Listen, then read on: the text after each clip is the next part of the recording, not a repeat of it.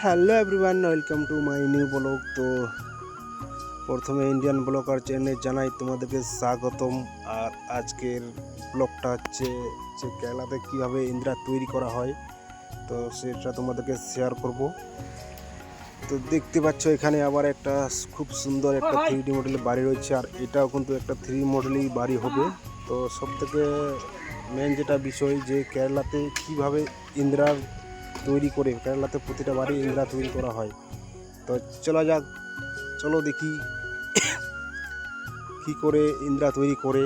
তো দেখতে পাচ্ছ এখানে কিন্তু পুরো একদম কাজ চলছে ইন্দিরার, আর পাড়ায় অলরেডি জল বেরিয়ে গেছে। আর দেখতে পাচ্ছ নিচে একটা লোক আছে।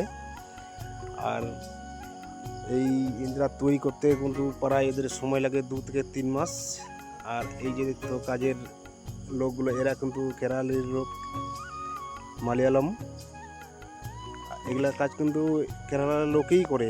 এই যে দেখতে পাচ্ছ কত কষ্টের কাজ, আর ভিতরে কত গরম, সে তো বুঝতে পারছো।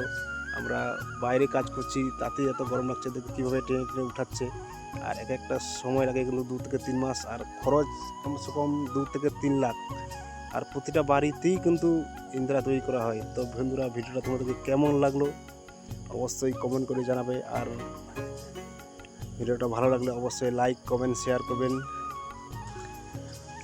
আর এই যে দেখতে পাচ্ছ কত সুন্দর বাড়িটা।